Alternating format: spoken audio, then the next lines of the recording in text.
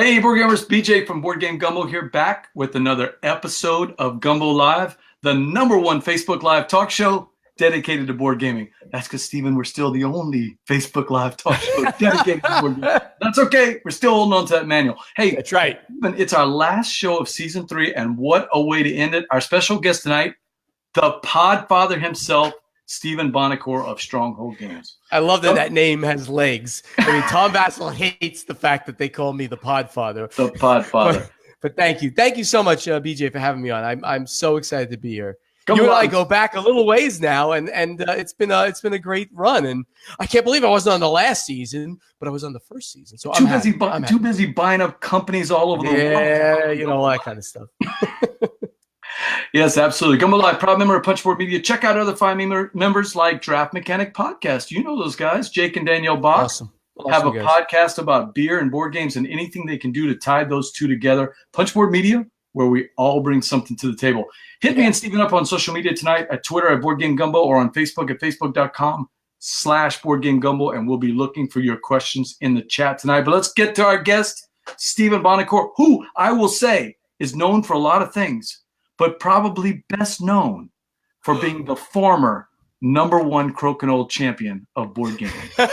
the former champion of the Board Games Insider podcast champion that Ignacy Chevicek took back from me this year. So, yes, I did lose this year. So, don't make fun of me too much. He plays every day. I play once a year against him, and I beat him the first time we played. So that's I'm happy. I posted pictures of your win last year. I posted all over social media this week. I know. It was great. It was a great time, and then I lost, and thank God, because I would have not been able to tease him any more than I already did. So he's been good. He hasn't been teasing me much about it. Hey, checking in on the Gumbo, Miklos Fitch. He's one of the crew guys. Hello, next door neighbors, state-wise. Miklos is in Houston or Texas, I know for sure. Houston, I think. And he and his wife run an awesome little Facebook channel called Our Family Plays Board Games. So say hello, Miklos. Yeah, hey, Miklos. He will be sticking around, hopefully, for that jambalaya tonight. So, Steven, next year at Dice Tower Con, are we still going to do year 3 of the Board Games Insider Challenge? Because I'm going to be there. I think we should. And I think this year, though, I'm going to practice a little bit. Because I brought my board last time, right? We actually used the Stronghold Games board again. Oh, this year we used it. I got to practice on this board to make sure that, you know, it's waxed correctly, and that'll give me the edge against Ignacy if I have the home field advantage this year. Steven, I can't think of anybody in the board game industry or who plays board games who doesn't know you. But just in case, give us the elevator pitch, because I know you know what that is. Who is Stephen Buonocore, and what is Stronghold Games? Stephen Buonocore, that is me. I'm the president of Stronghold Games, as well as the spokesperson for Indie Game Studios, which is the merged company that we created just this past year with Indie Boards and Cards, Action Phase Games, and Stronghold Games.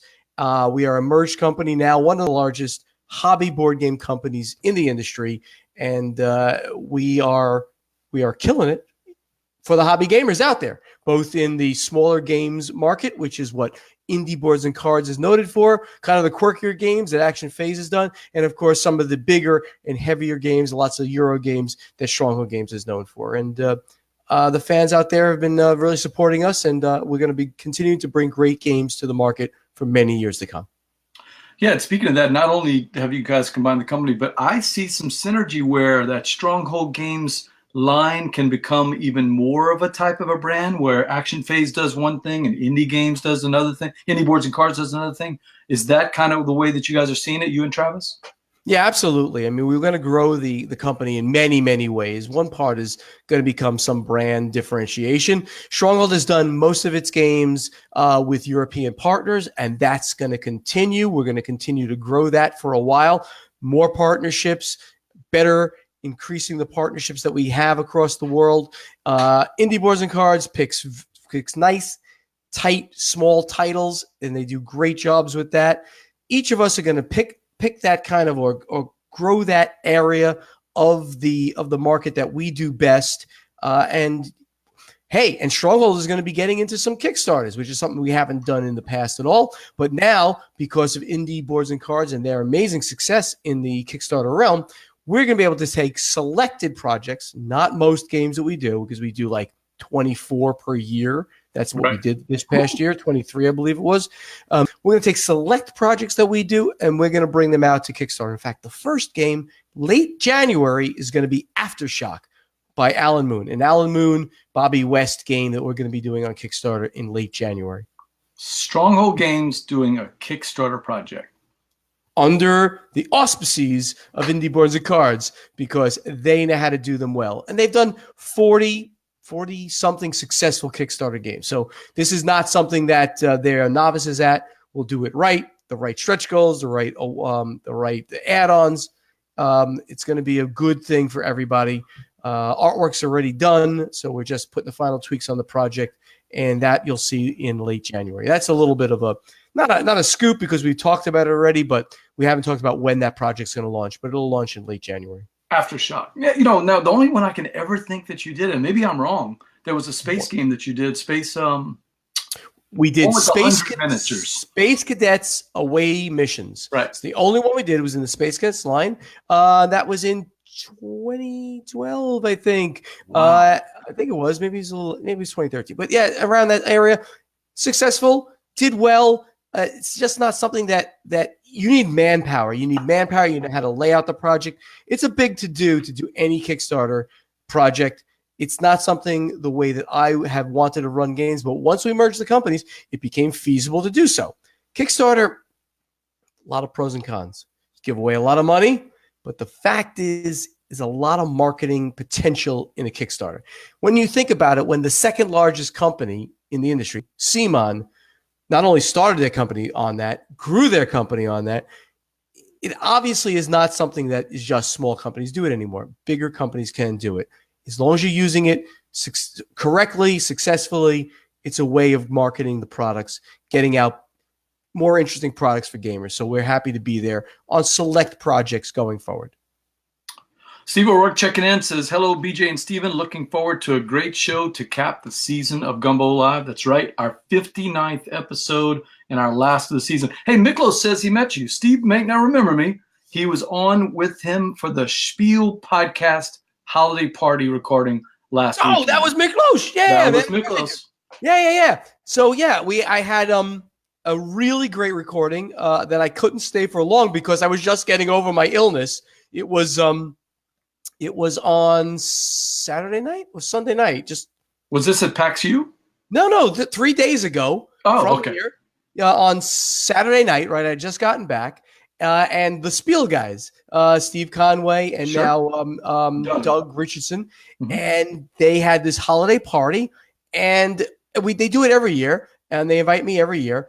I got on it, and I made it for about an hour, and I said, guys, I gotta go, and I was done because then I slept almost the entire day, or I was in bed almost the entire day on Sunday sick. And I don't know if you guys can hear me, I'm still very nasally, so I'm just getting over this. I'm calling it the mouse crud. I was in Disney last week, so I don't know, 1 million people there. I never get con crud, but I got mouse crud last week. So there you go.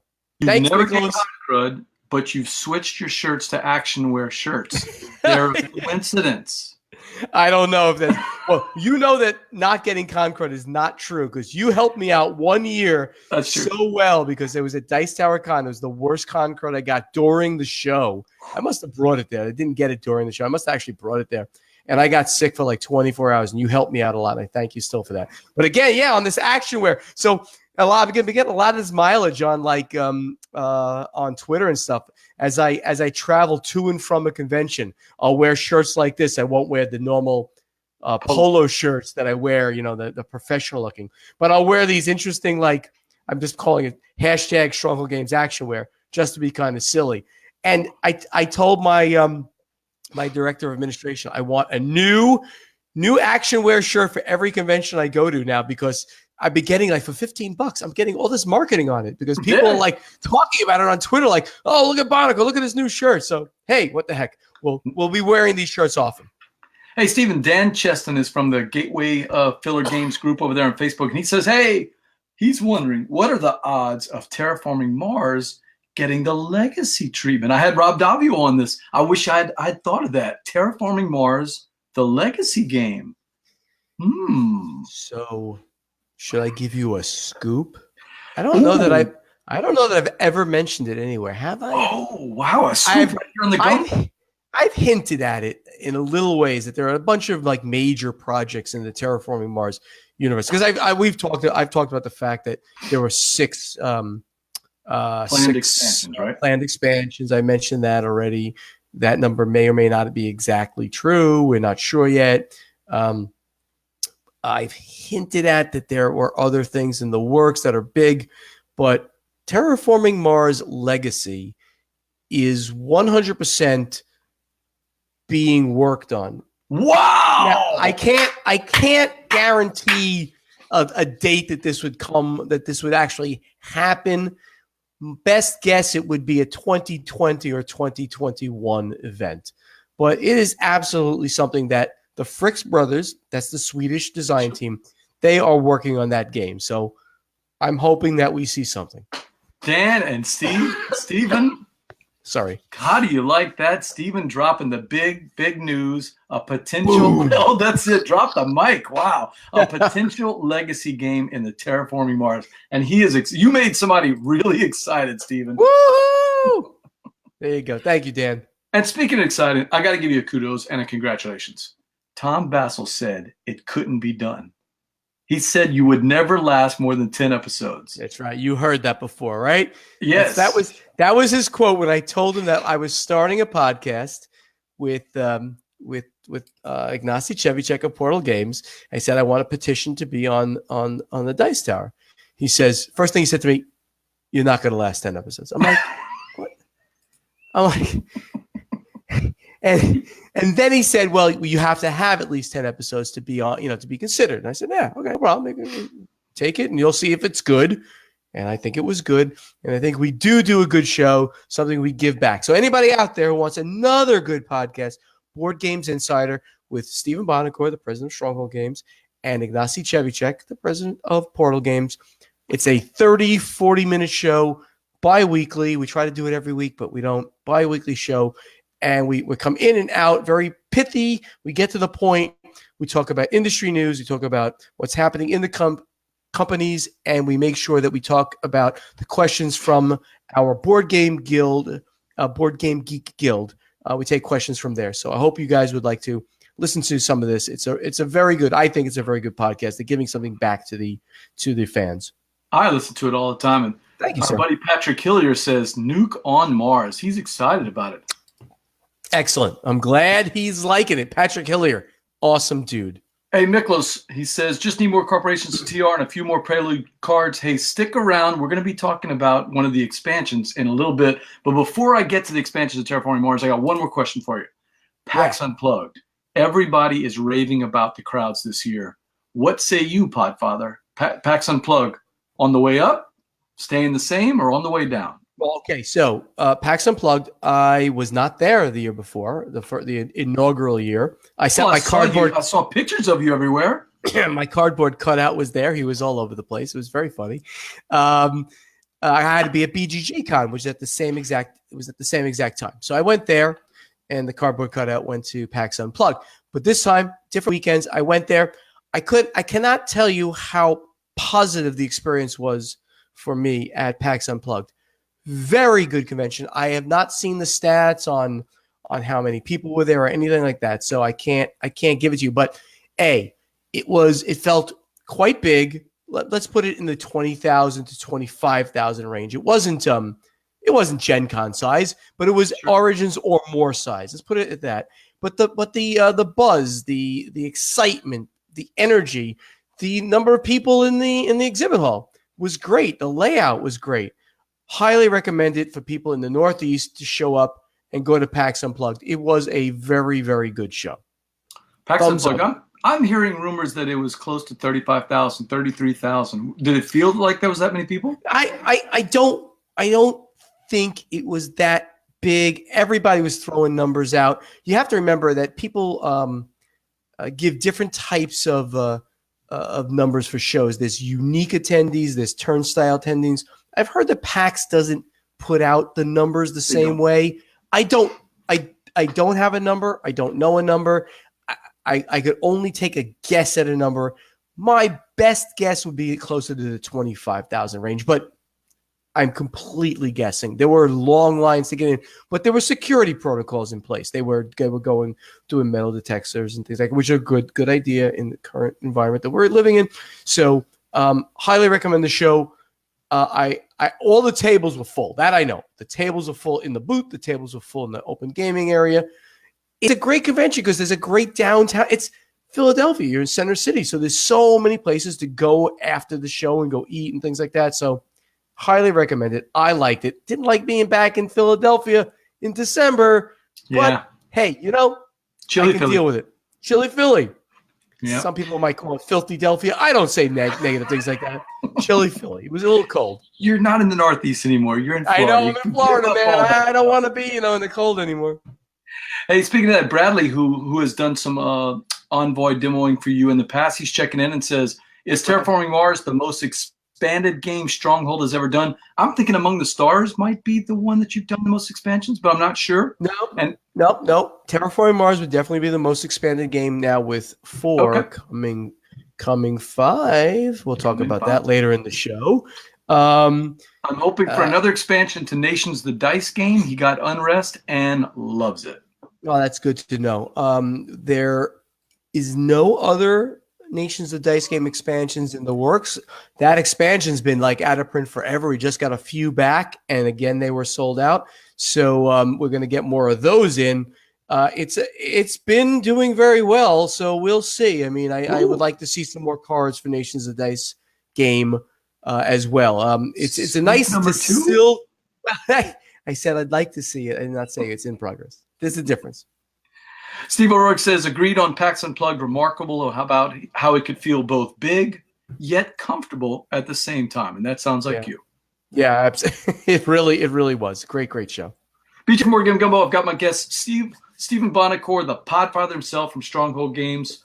It's time to talk some games, the board game show. And one of the ones I want to talk about, I've already got up on the screen. We have enjoyed this one, Stephen, a lot. But you put out an expansion on it called Paper Tales Beyond the Gates. How's that doing for you guys? That's the expansion you're showing right there on the screen, which is cool. Sure am. Yeah. So Paper Tales, great. It's a card drafting game. Think Seven Wonders, where you're selecting a card pass, select a card pass, and then instead of just dropping the cards on the table, a la Seven Wonders, you actually deploy your units. This is a fantasy civilization building game. You're deploying units on the table in front of you. The units do go to war against your neighbors, so there's a little Seven Wonders tie-in, but those units will generate resources for you. They will do other powers for you, and you're showing there the buildings. Buildings are the biggest part of the game. So the resources they generate for you will enable you to go and get these buildings. Those are the 5 buildings that are in the game. You need to buy those buildings to generate more victory points. So it's an engine building game.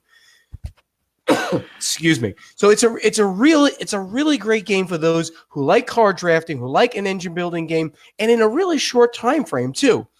One of the most unique mechanic in this game is its aging mechanic. BJ, you've played the game, you said? Oh, I've played it many times. I love the game.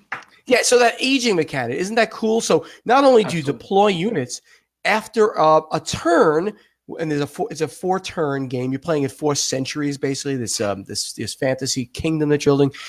After 1 turn, you then get to you age your units, and if they're there when there's an aging token on them, they go away and they die essentially. And you have to redeploy. So you're always refreshing the units that you have put out into play. And that's a really cool thing that you can do with the game. You're always refreshing them due to this aging mechanic. But since it's fantasy, there's ways of possibly keeping them around. There's ways of utilizing those aging tokens to possibly even get victory points for them. Very, very interesting. Gorgeous artwork. I love the way that it's showing there on the screen there. You can see the beautiful artwork. That's little pieces. That scepter there that you're showing there are little pieces of the artwork that are done in a collage, basically, in a montage.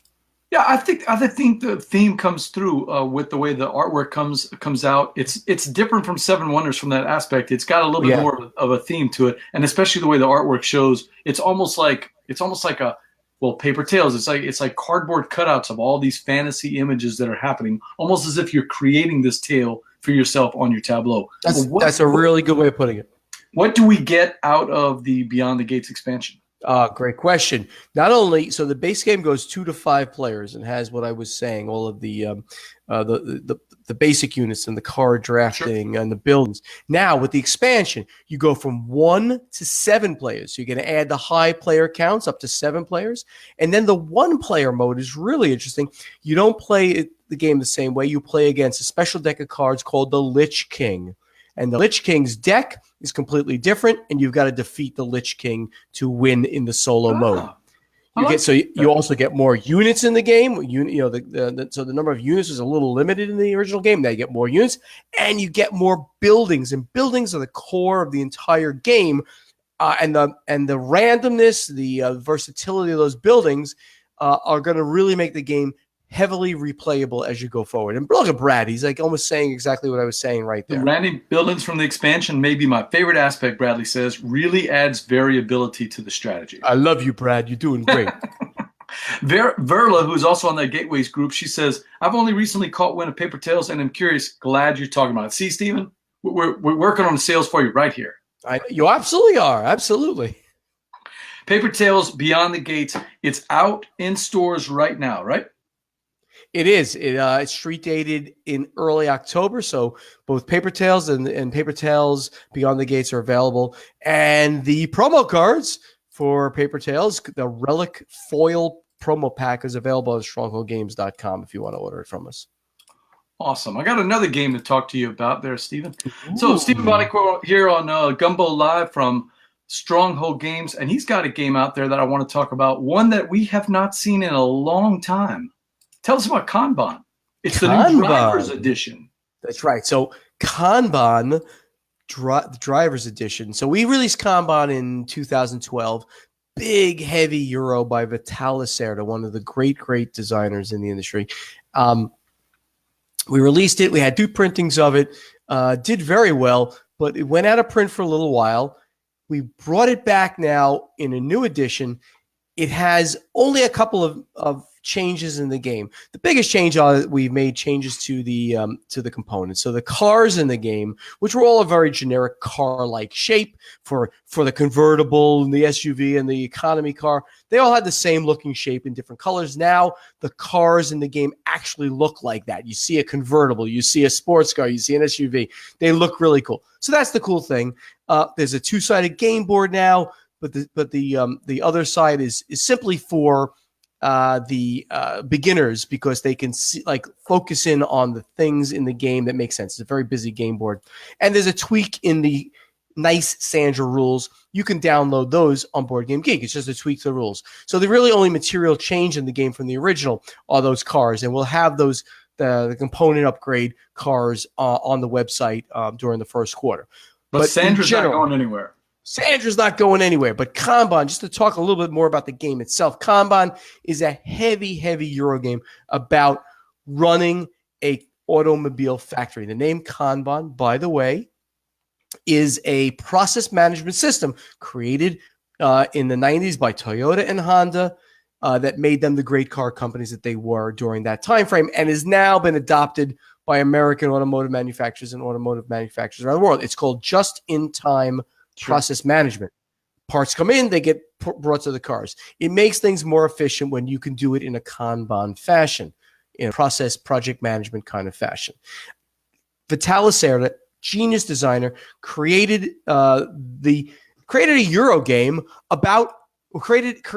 took a Euro game theme and created the Euro game on it. And it's a very heavy game. If you like games that will melt your brain trying to make those right decisions, this is the game for you. All of his games are like that. He's done Venus and the Gallerist, Lisboa, very heavy games. He's a genius of heavy game design. Kanban is in that ilk. I personally think it's the best of all of his designs. We're also doing CO2 Second Chance. Oh, okay. That's a reprint of the CO2 game that we had about 4 years ago. That one's coming out in first quarter. So check out Kanban, CO2 Second Chance as well by Stronghold Games. So if they want the Stronghold edition of Kanban, which includes those new car meeples, That's right. this is their last chance to ever get it. It is the last chance because thank you. That's a good segue. It is a limited edition, not because we want to make it limited, but the rights will revert back after this printing.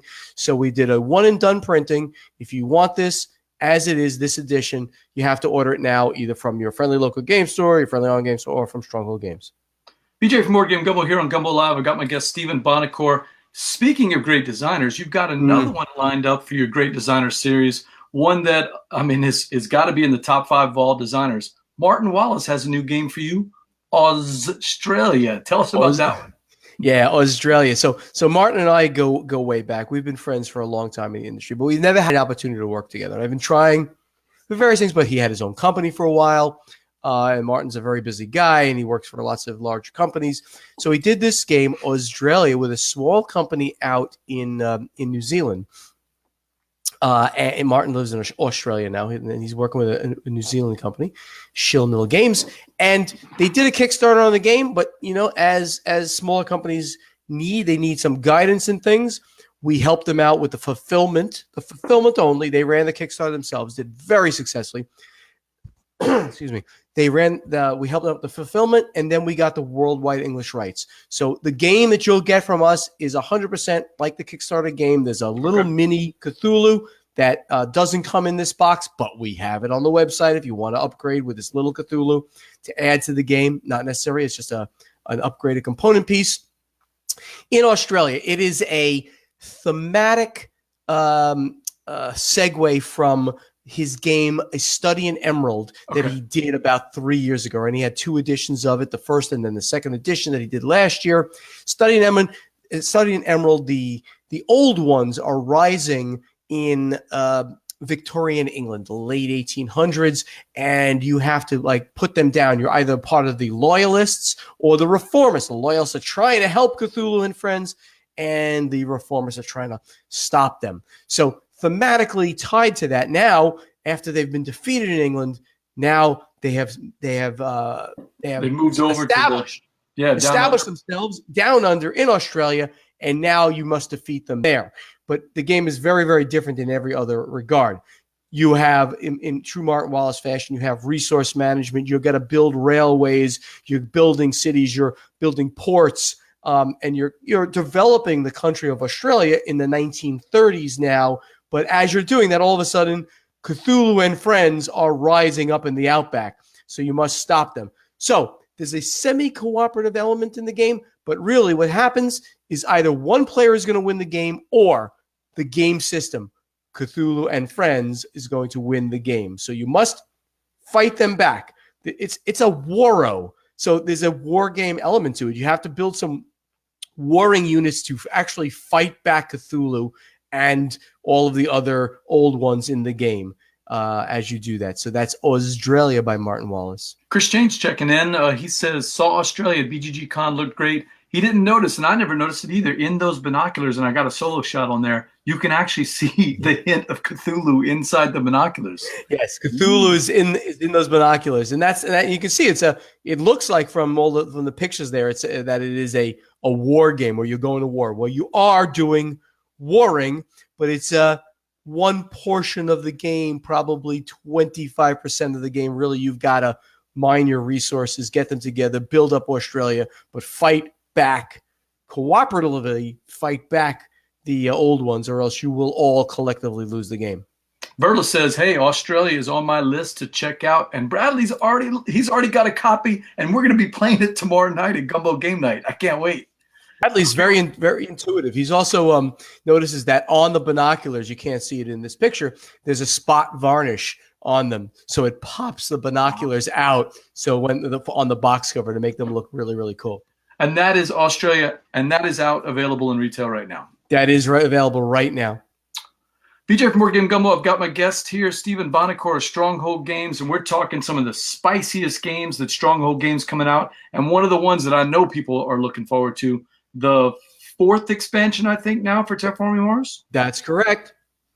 And that is Terraforming Colonies. Terraforming Mars Colonies, right. So we did in August for a Gen Con release, we had Prelude, Terraforming Mars Prelude. That was the 3rd expansion. And it has done amazingly. It's actually the best selling of all the expansions because everyone's saying it's like the one expansion you absolutely should play with every time. It doesn't give you new decisions. It gives each corporation, each player a bonus. And that's a really cool thing. So those first 2 turns of terraforming, which were more of a slog, it was hard to get your engine going. Boom. Your first 2 turns become like your third and fourth turns, and the engine kicks in and just go. So that's Prelude, but now we did Colonies. Colonies takes us toward the outer solar system. We're now going to be establishing colonies out there and doing trades out there. At the beginning of the game, you're going to select X number of moons from the outer solar system. Mostly it's moons that you're going to be establishing these colonies and doing the trades. And you're going to be selecting them randomly and putting them on the out next to the board. And there's 2 new actions. You can establish a colony or you can trade.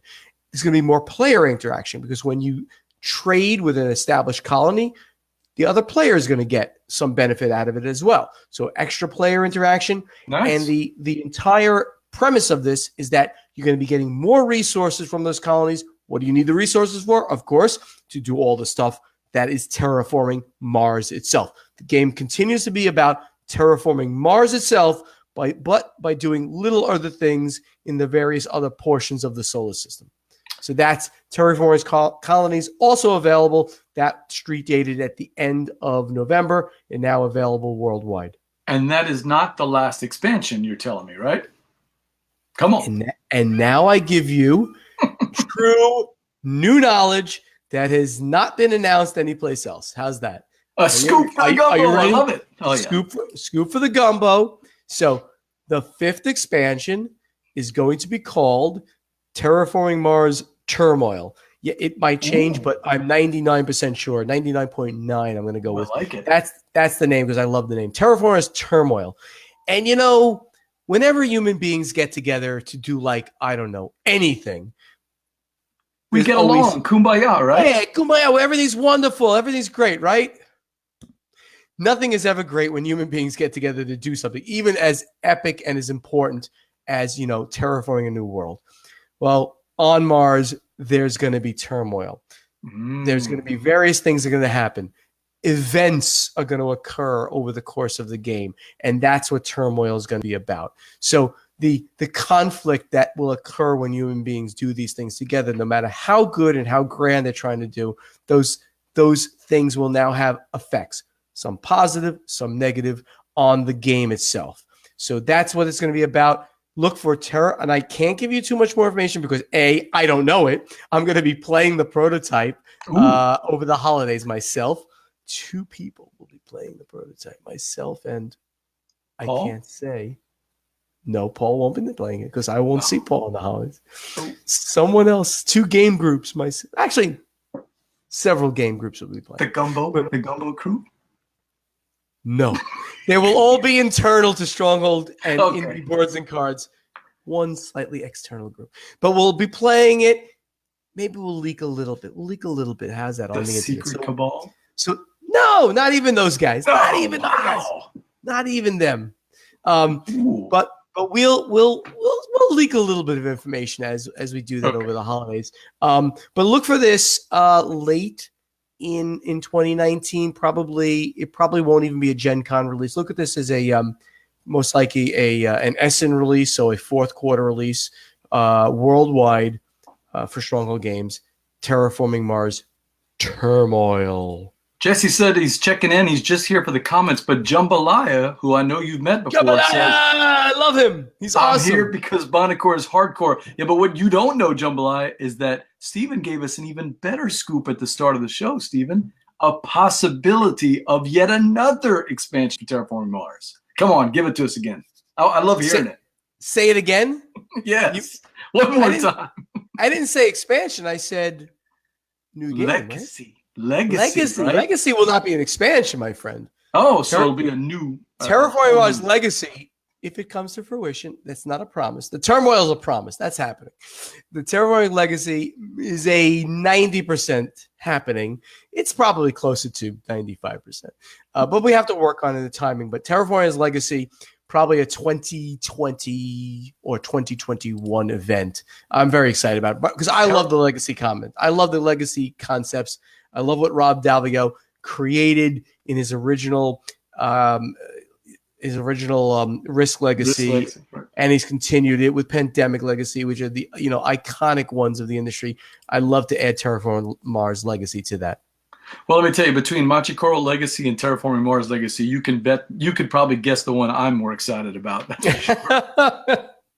No, hey, Chris Strain, and you need to hire this guy. Look what he says. Next game should be 1,000 years after Mars is already terraformed, where you play aliens coming to terraform a blue skies Mars. The ancient human civilization is gone, but they messed up the planet for us. Interesting.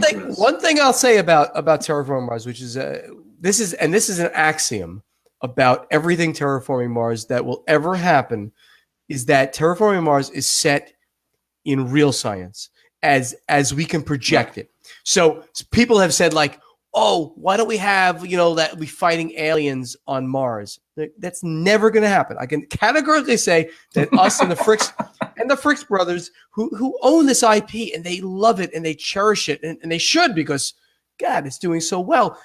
We want this to be a scientifically accurate representation of what could possibly happen in this process. Will it? Well, we're talking 400 years in the future. Sure. So no, it's not going to be 100%. But if you look at everything that goes on in the game, it's a bright future version of potential technology that we could use to do such a thing as terraforming another planet. So there'll be no aliens invading Mars. Sorry. Oh, it would have been great to see that, though. It would have been great to see that.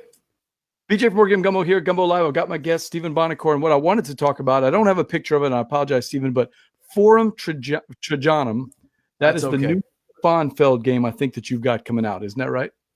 The Stefan Feld game, that is correct. Forum Trajanum. I don't know a lot about it. Tell me about it, man. So this is a heavy Euro. So Stefan Feld, absolutely one of the great designers in the industry. We had one of his previous games in our Great Designer series. That was Jurvik. It is again a thematic connection back to Trajan, which he did about 5 years ago or something like that. Sure. But a completely different game, completely different mechanics. In Forum, there we go. There's some pictures of the game. In Forum Trajanum, Emperor Trajan has decided that he was going to build the greatest of all monuments in Rome, the Forum Trajanum, and you are one of his great builders. You are actually assigned to a colonnade outside of Rome. So you're building things outside of Rome. You must keep that going. However, you must also provide tribute and the resources to build the Forum Trajanum within inside of Rome. It's really a fantastic Feld game. Feld has been known to do games sort of in the mid-weight a lot, but this is kind of on the heavier side of his stuff. It's going to give these really great, interesting decisions to make. During your turn, you're going to get these tokens, and you're going to be looking at them to see what actions you can take during your turn. And one of them you're going to keep for yourself, and one of them you're going to pass over to your neighbor. And you're going to be looking at it saying like, oh my God, if I give that to him, he's going to be able to do this stuff, but I really need to keep this one. So you're going to have these hard decisions to make on what you're going to keep and what you're going to do during your turns. I'm really excited about this. We worked with this is a new partner, Hook. It's one of the larger German publishers that aren't really known a lot in the United States. Hook has done Mombasa in the past with R&R games. They've done a lot of bigger games. Was it? That was Hook. That was it. Yeah, they've done a bunch of very interesting games. New partners for us. We see them at the Gathering of Friends each year. When they showed us this game, we said, "Oh my God, we love the game. We love the art by Michael Menzel that's on this box. If you get a chance to show the box cover, it's gorgeous. It's Trajan on the box cover. I broke the screen when I tried, so I'm not going to even try that again. I haven't tried it again. So it's just really attractive looking game.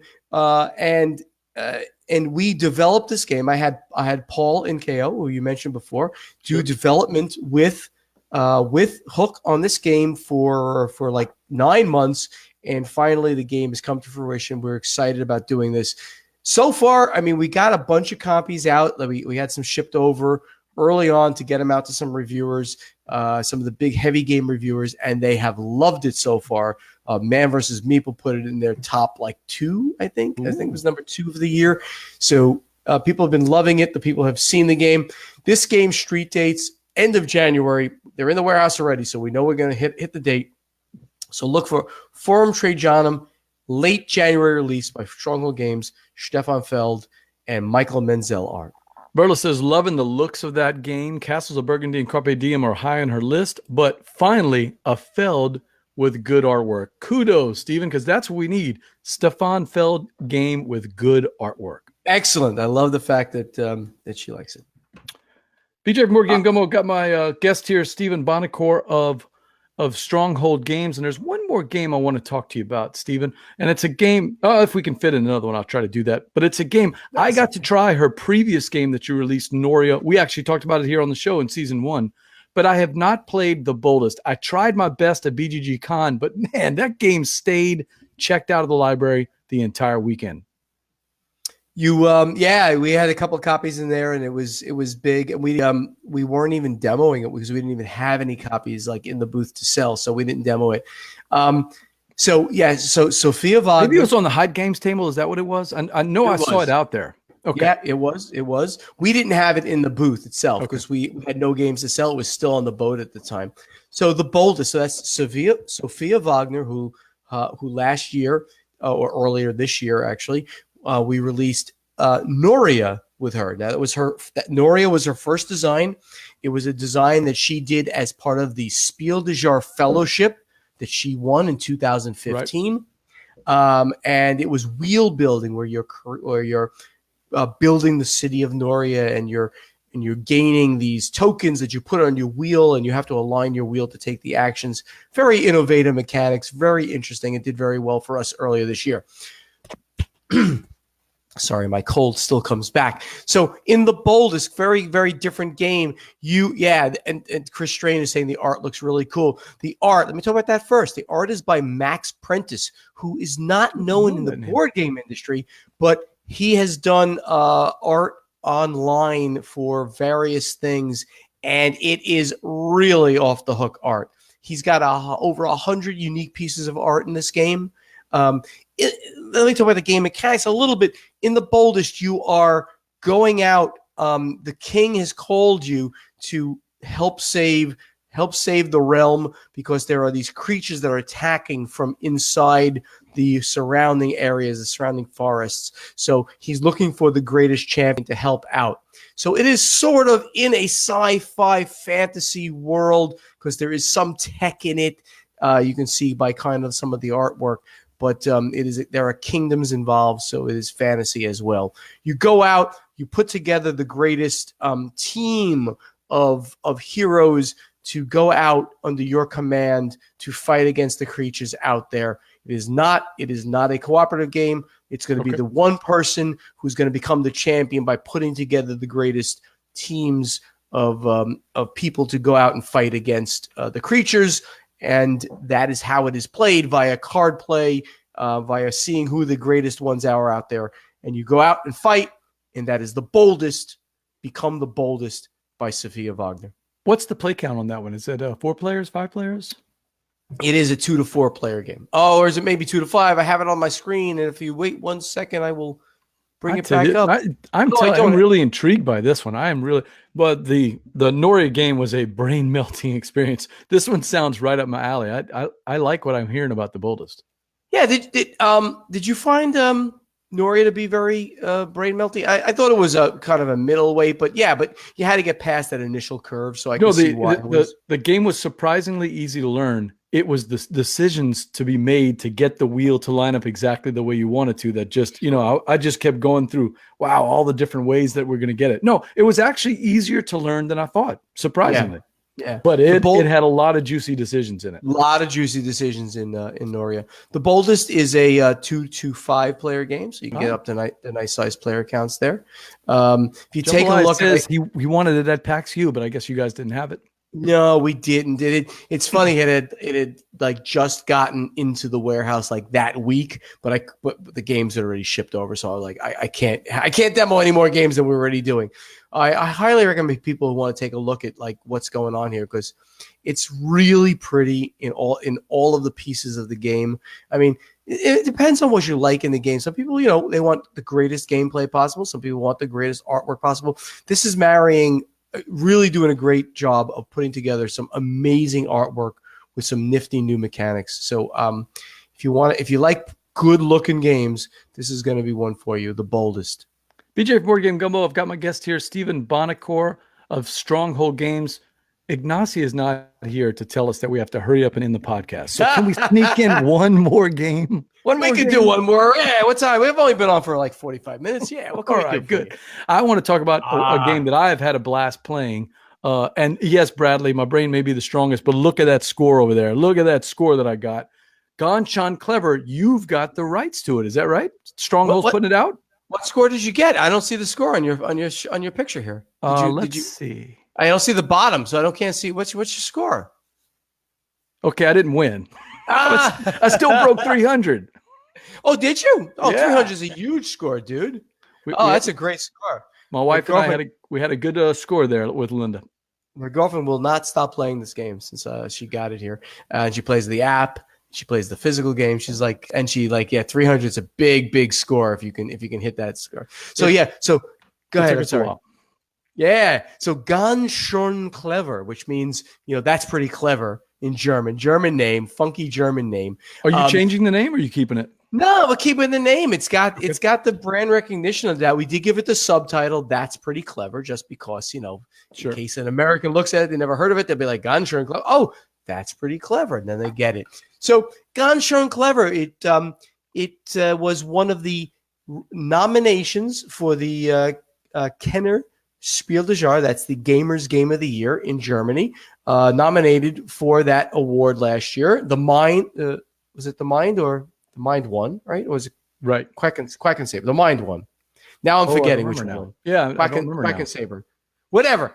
It was nominated, and that's really great. And it's an absolutely fantastic roll and write game where, each play on your turn, you're rolling dice, you're selecting dice. Other players can action the dice also that are not selected. It is so, there's Stephen O'Rourke. It's such an addictive game, and it's so well designed.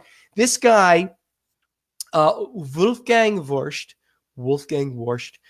is a designer of the Mind in this. He had 3 games in the nominations for Spiel des Jahres or Kenner Spiel des Jahres. And he's a brand new designer, which is absolutely astonishing. This guy is just a top tier guy. You can't deny the power of the outside the box thinking that he has done ever since he has brought these games out. So I highly recommend people taking a look at Ganz schön clever, The Mind, which is not in my catalog, which is a brilliant game, and everything this guy touches. And by the way, another scoop, we're going to have another game by him next year. Illusion? I'm not going to tell you. We're going to have another game by him next year in one of our partnerships. So, I know you try. He's a genius designer. I was really excited about the fact that Schmidt Spiele, which is the original publisher of the game, we reached out to them, and they were like, Stronghold, we'd love for you to be part of this project. So they immediately picked us. And in fact, I'll announce it. We also are going to be doing a line of games of roll and writes with Schmidt Spiele. Wow. During 2019 and beyond. And at least one more of those games, and that's not the game I was just talking about, will be by Wolfgang Warsch. He's incredibly talented. Now, Patrick Hillier said, over the Hillier, of course, said he's never done 300. I'm going to give you a scoop on how you can break 300 with Ganz schön clever, and you can beat your girlfriend. Really? Here it is. My secret, patented secret to breaking 300. Go for it. Accidentally play one more turn. That's how we did it. That's called cheating. I guess. We Well, didn't know it until last accidentally week. cheating. It was accidentally accidentally. cheated. Yeah. We Not counted really. it back and we were like, okay, normally our scores are around 250 or something like that, 230 something. And we're looking back, we're going, oh, we took one more turn accidentally. So, oh well. But it's there and it's on Twitter, so it is official, our scores. What's on Twitter and Facebook obviously is correct, right? It is official. BJ from Board Game Gumbo Live here. I've got my guest, Stephen Buonocore. What a lineup of games. I mean, you've had an incredible season over here in 2018. You failed again in your promise to limit the amount of releases to 10 or 15 this year. You always say that, but you find so many good games, Stephen. I do, and it's a curse, right, man? It's just a curse. It happens to me. And Jesse wants to know, how did you get that 336? Jesse, I would like to say that I watched your video and that's how I got the 336. I did watch your video, but that's not how we got that score. Jesse's got a video on how to break 300 on Ganshan Clever. If you ever really want to do that. Oh yeah, he's got the secret on it. All right, so this is a board game show, Stephen. On a board game show, we got to play a game, right? We do. I guess we do. All right, so we're going to do the Jambalaya game, and you've never played this before. Yeah, I have no idea what we're going to do here. We're going to take a board game, and we're going to mash it up with things that we know about Stephen Buonocore, and then you are going to compete against the guests, the crew to the chat room, and see who can win this thing. But you know what? In other words, I'm going to look like an idiot. I'm going to lose. No. Okay, I got it. All right, to make me look like an idiot. Go ahead. BJ admitted there that a seventh round makes it a lot less clever, and that is true. Maybe that's the name of the game, a lot less clever. Hey, Stephen, let me give you an example so you can see how easy this game is. How easy, how you're going to destroy the chat room. All right. Gloria Gaynor's disco anthem about how the woman from the Lost Kingdom will no longer stand for being mistreated. What game are we talking about with that? Shall I say it? Yeah, you know it, I'm sure. Survive, Escape from Atlantis. I will survive. Escape from Atlantis. I see. I got to do it like that. I will survive. Escape from Atlantis. Yes, exactly. My God, I love it. Look how simple that is, right? Yeah. Let's see if we can do that again. All right, number one on the list. Here it is. Now you know the rules to Jambalaya, Stephen. Are you ready to play the Jambalaya game? No, but go ahead. Yes. All right. So number one. What I know you love Disney. One of the scariest rides at Disney's Hollywood studios, though. And no, Jambalaya, you cannot take us to court. I own Jambalaya, not you. So for the game, at least. One of the scariest rides at Disney's Hollywood studios. It's about a hotel located on a red planet and the ghosts who are colonizing it. What game are we talking about there, Stephen? I bet you walked right by this ride. Oh. I got it. Should I do it? I should say it. Yeah, you do it. If you can beat the chat room, take it. Tower of Terraforming Mars. Ooh, he's so close. Chat room, can somebody steal it? I did it. Keep going. What's the name of the ride, though? What's Tower of Terror? Tower of Terror. Tower of Terraforming Mars. What's the show it's based on? What is? Oh, it's based on wait. Twilight Zone. Twilight. Stephen, I think we're going to give it to him. Twilight Tower of Terraforming Mars. No, I like mine better. Okay. All right. No, it's okay if you give it to me or not, but I'll give it to you. Oh, wasn't Tower of Terror? It's Twilight. It's the Twilight Tower of Terror. Twilight Tower. All right, maybe you should give it to me. I was on the ride last week. I was there. I was on the ride. I got sick. You know what? I'm going to give it to you. You had the Tower of Terraforming Mars, and that's close enough, but not bad. Terraforming Mars. Okay, that's not bad. Steve O'Rourke, the name father, comes up with a lot of these clues, so that's the good ones are all his. All right, you ready for number two? Okay. Hey, congrats, Stephen. I just found out that Stronghold has a new game, but it's based on token lore, not that one. But it's based on token lore, all about the legendary lords who ride into battle on their trusty toads. Hey, don't boo, Jesse. You were so close, but Stephen had it first. I got to give it to the guy.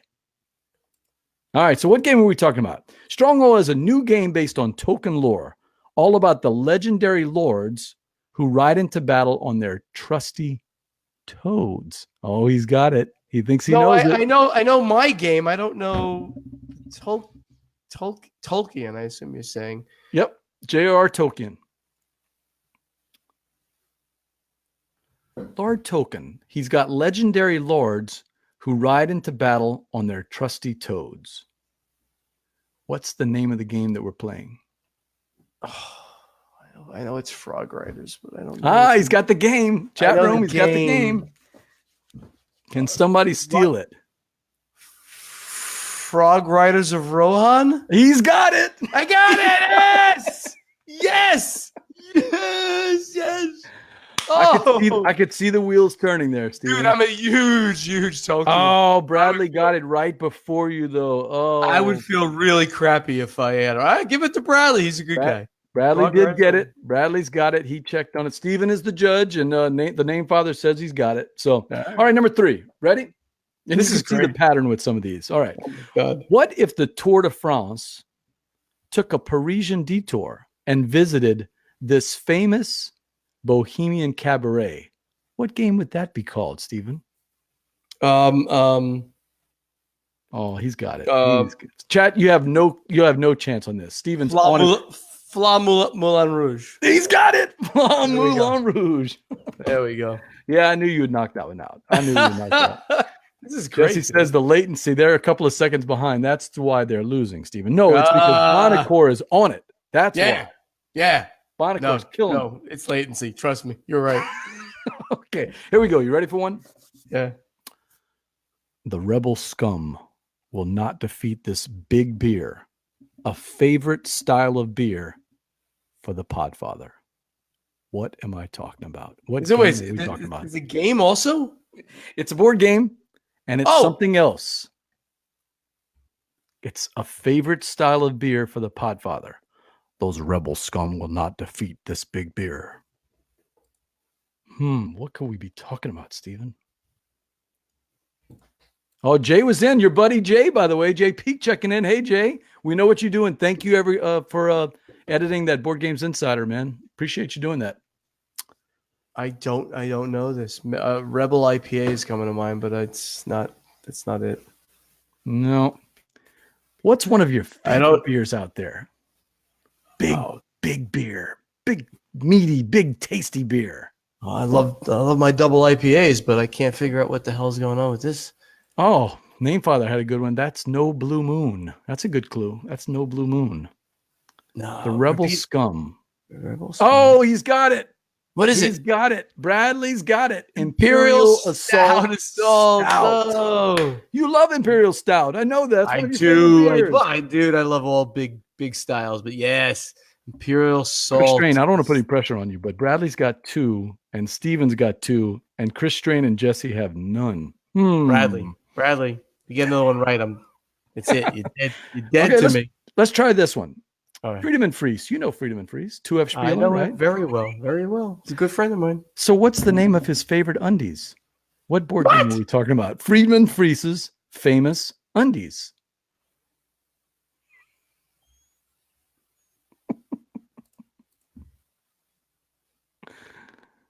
Freedom and Freeze's famous game designer. What is the name of his what is his famous underwear called? He's got his own line. Fabled Fruit of the Loom. Yes. Oh, dude, that is amazingly funny. That was fun watching you because you were just totally stumped, and then all of a sudden you went, "Oh my God, I've got it!" Fabled Fruit of the Loom. Oh, that was good. All right, chat room. Here's one that you might be able to get, but I don't. Oh, Verla was close. Fabled Fruit of the Loom. She was right behind it. She was right behind you. That Way to go, Verla. If only Lieutenant James Tiberius Kirk, had a better relationship with Sandra, the factory boss, maybe Spock wouldn't have died.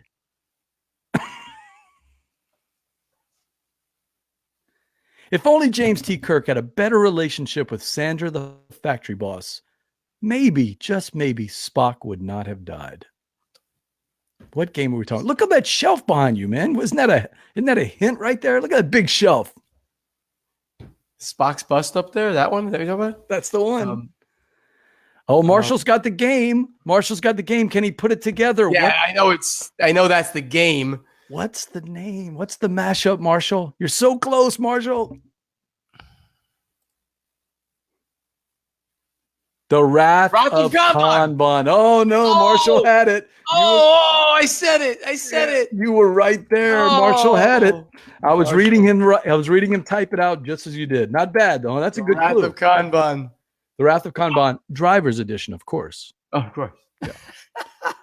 All right. This is hysterical. Ooh, this is going to be a tough one. Let's see it. This is going to be a tough one. I don't know if anybody's going to get this one, but I'm going to throw it out there for you. Does this game about competitive shipping through the canal lead to a cold, calculating strategy of efficiency of gains and losses? If so, you would be... This is one Bradley should know. He's a big D&D player. Anybody that's played D&D would know. Panamin-Max.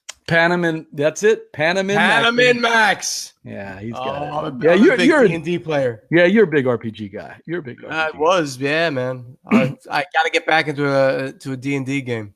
All right, I got one more for you because it's 9:03. I'm gonna get you out with one more. Are we ready?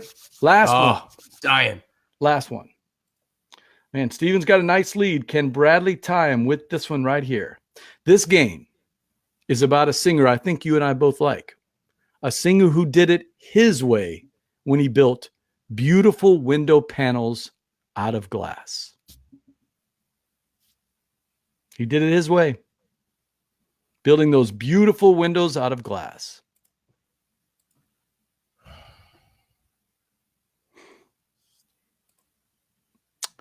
This game, it's all about a singer who did it his way when he built beautiful window panels out of glass. What game are we talking about?